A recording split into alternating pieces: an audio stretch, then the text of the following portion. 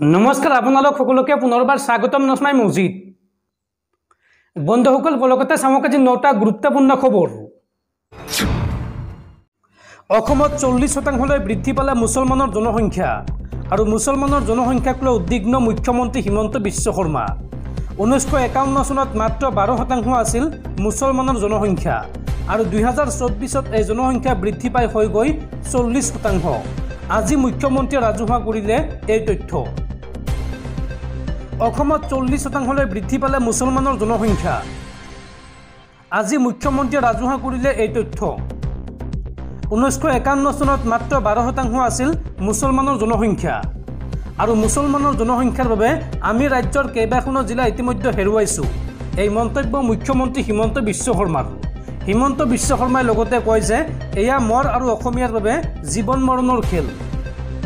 প্ৰতিদিনে ইয়াৰ বিৰুদ্ধে মই সংঘৰ্ষ কৰি আহিছো জনগাঁথনি পৰিৱৰ্তন আমাৰ বাবে এটা ডাঙৰ সমস্যা এক সংবাদমেলত এই মন্তব্য কৰে মুখ্যমন্ত্ৰী ডক্টৰ হিমন্ত বিশ্ব শৰ্মাই সাৱধান ৰাজ্যবাসী ৰাজ্যত ভয়ানক হাৰত বৃদ্ধি হ'ব পাৰে আলু পিয়াজৰ দাম ৰাজ্যত হ'ব পাৰে আলু পিয়াজৰ নাটনি পশ্চিমবংগৰ মুখ্যমন্ত্ৰী মমতা বেনাৰ্জীয়ে অসমলৈ বন্ধ কৰি দিলে আলু পিয়াজৰ ৰপ্তানি পশ্চিমবংগত আবদ্ধ হৈ আছে অসম অভিমুখী শ আলু পিয়াজ ভৰ্তি ট্ৰাক ৰাজ্যত ভয়ানক হাৰত বৃদ্ধি হ'ব পাৰে আলু পিয়াজৰ দাম পশ্চিমবংগৰ মুখ্যমন্ত্ৰী মমতা বেনাৰ্জীয়ে অসমলৈ বন্ধ কৰি দিলে আলু পিয়াজৰ ৰপ্তানি পশ্চিমবংগত আবদ্ধ হৈ আছে অসম অভিমুখী শ আলু ভৰ্তি ট্ৰাক পিয়াজ ভৰ্তি বহু ট্ৰাকো আবদ্ধ হৈ আছে পশ্চিমবংগ সীমান্তত আলু পিয়াজ ভৰ্তি ট্ৰাকৰ প্ৰৱেশত বাধা বংগ আৰক্ষীৰ মঙলবাৰৰ সন্ধিয়াৰ পৰা আবদ্ধ হৈ আছে এই ট্ৰাকসমূহ আৰু ইতিমধ্যে আবদ্ধ ট্ৰাকত পচিবলৈ ধৰিছে বহু আলু এই ট্ৰাকসমূহ এৰি নিদিলে অসমত আলুৰ ব্যাপক নাটনিৰ সম্ভাৱনা পশ্চিমবংগৰ মুখ্যমন্ত্ৰী মমতা বেনাৰ্জীয়ে প্ৰশাসনক দিছিল এই সন্দৰ্ভত কঠোৰ নিৰ্দেশনা এই কঠোৰ নিৰ্দেশৰ পিছতেই সীমান্তত আলু ট্ৰাকত প্ৰৱেশত বাধা পশ্চিমবংগ আৰক্ষীৰ পশ্চিমবংগ চৰকাৰে মন্তব্য কৰি কৈছিল যে প্ৰথমে আমাৰ চাহিদা পূৰণ হ'ব লাগিব আৰু তাৰ পিছতহে আন ৰাজ্যৰ কথা ভাবিম আৰু মুখ্যমন্ত্ৰীৰ এই নিৰ্দেশৰ পিছতেই পশ্চিমবংগ আৰক্ষীয়ে বাধা দিছে অসম অভিমুখী শ ট্ৰাকক বন্ধ হ'ল বাংগালুৰুলৈ চাকৰি বিচাৰি যোৱাৰ বাট থলুৱা নিযুক্তিক লৈ কৰ্ণাটক চৰকাৰৰ ডাঙৰ সিদ্ধান্ত উদ্যোগ আৰু অন্যান্য প্ৰতিষ্ঠানৰ পৰিচালকৰ পদ সংৰক্ষণ থাকিব 50% স্থানীয় লোকৰ বাবে আৰু পৰিচালকৰ পদবীৰ বাদে অন্য পদ সংৰক্ষণ হ'ব 75% এখন বিশেষ বিধেয়কত অনুমোদন কৰ্ণাটক কেবিনেটৰ কৰ্ণাটকৰ স্থায়ী বাসিন্দাই নিযুক্তিৰ ক্ষেত্ৰত পাব প্ৰাধান্য 15 বছৰৰ অধিক কাল কৰ্ণাটকত বাস কৰা লোকে পাব এই সুবিধা আৰু এই সুবিধা ল'বলৈ কানাডা ভাষা ক'বলৈ আৰু পঢ়িবলৈ লগতে লিখিবলৈ জনাটো বাধ্যতামূলক দৰ্শকসকল আৰু বহুতো গুৰুত্বপূৰ্ণ খবৰ আছে তাৰ আগতে আপোনাক জনাও যে যদি আপুনি এতিয়ালৈকে এইটো ভিডিঅ'ত লাইক কৰা নাই তেন্তে এতিয়াই ভিডিঅ'টোত লাইক কৰি দিয়ক আৰু এনেকুৱা ধৰণৰ ভিডিঅ'সমূহ নিতৌ চাবলৈ চেনেলটো ছাবস্ক্ৰাইব কৰি কাষত থকা বেল আইকনটো প্ৰেছ কৰি ৰাখক ৰিচাৰ্জৰ মূল্য বৃদ্ধিৰ মাজতে গ্ৰাহকসকলক বাম্পাৰ অফাৰ দিছে বিএছএনএলে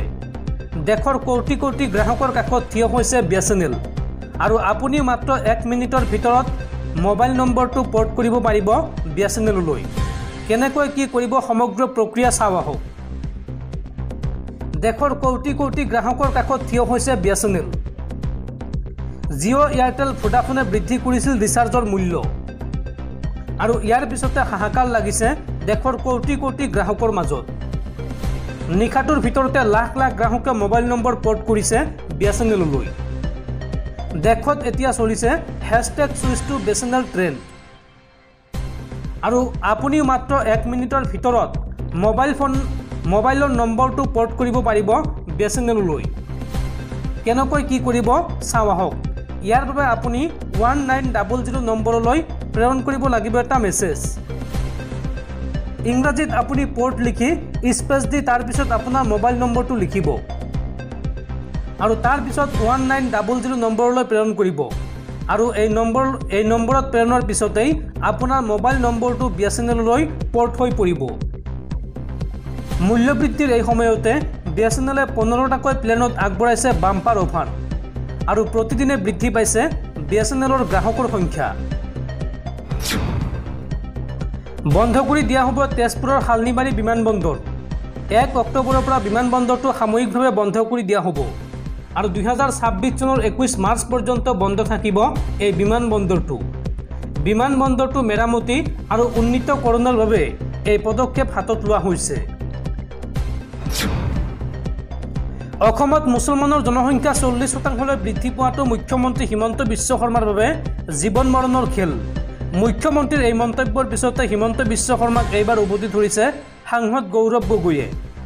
গগৈয়ে মন্তব্য কৰি কয় যে বিজেপিৰ বাবে ভোট খোজাৰ সময়ত এয়া জীৱন মৰণৰ খেল নাছিল নেকি এই প্ৰশ্ন সাংসদ গৌৰৱ গগৈৰ হিমন্ত বিশ্ব শৰ্মাৰ মন্তব্যক এইবাৰ উভতি ধৰিলে সাংসদ গৌৰৱ গগৈয়ে উল্লেখযোগ্য যে অসমত মুছলমানৰ জনসংখ্যা 40% বৃদ্ধি হোৱা বুলি দাবী কৰিছিল মুখ্যমন্ত্ৰীয়ে 1951 চনত মাত্ৰ 12% আছিল মুছলমানৰ জনসংখ্যা ইয়াৰ বাবে ৰাজ্যৰ কেইবাখনো জিলা হেৰুৱা বুলি উদ্বিগ্ন হৈছিল মুখ্যমন্ত্ৰীগৰাকী এয়া মোৰ বাবে জীৱন মৰণৰ খেল এই মন্তব্য কৰিছিল হিমন্ত বিশ্ব শৰ্মাই প্ৰতিদিনে ইয়াৰ বিৰুদ্ধে মই সংঘৰ্ষ কৰি আছো এই মন্তব্য হিমন্ত বিশ্ব শৰ্মাৰ আৰু মুখ্যমন্ত্ৰীৰ এই মন্তব্যৰ পিছতেই সাংসদ গৌৰৱ গগৈৰ প্ৰতিক্ৰিয়া সাংসদ গৌৰৱ গগৈয়ে এই সন্দৰ্ভত মন্তব্য কৰি কয় যে স্মৃতি লোপ পাইছে ৰাজ্যৰ মুখ্যমন্ত্ৰীগৰাকীৰ মাত্ৰ দুমাহ পূৰ্বে সংখ্যালঘু এলেকাত নাচি বাগি ফুৰিছিল মুখ্যমন্ত্ৰীগৰাকীয়ে বিজেপিৰ বাবে ভোট খোজাৰ সময়ত এয়া জীৱন মৰণৰ খেল নাছিল নেকি মুখ্যমন্ত্ৰী হিমন্ত বিশ্ব শৰ্মাক এই প্ৰশ্ন সাংসদ গৌৰৱ গগৈৰ ৰাজ্যবাসীলৈ ভাল খবৰ ৰাজ্যত হ্ৰাস পালে বাল্য বিবাহ অসমত বাল্য বিবাহ হ্ৰাস পালে 81% পৰ্যন্ত শেহতীয়া প্ৰতিবেদনত প্ৰকাশ পাইছে এই তথ্য আন্তঃৰাষ্ট্ৰীয় ন্যায়ৰ বাবে বিশ্ব দিৱসত মুকলি কৰা towards justice ending child marriage শীৰ্ষক এক প্ৰতিবেদন অনুসৰি অসম চৰকাৰে বাল্য বিবাহৰ ক্ষেত্ৰত আইনীভাৱে জড়িত হোৱাৰ ওপৰত দিয়া গুৰুত্ব এতিয়া দেশৰ বাকী অংশৰ বাবে অনুসৰণ কৰাৰ এক আদৰ্শ হিচাপে প্ৰমাণিত হৈছে প্ৰতিবেদনত প্ৰকাশ পাইছে যে 2021-22 আৰু 2023-24 চনৰ ভিতৰত অসমৰ 20খন জিলাত বাল্য বিবাহৰ ঘটনা 81% হ্ৰাস পাইছে যি বাল্য বিবাহ সমাপ্ত কৰাৰ ক্ষেত্ৰত ন্যায়পালিকাৰ ভূমিকাৰ স্পষ্ট প্ৰমাণ পোৱা গৈছে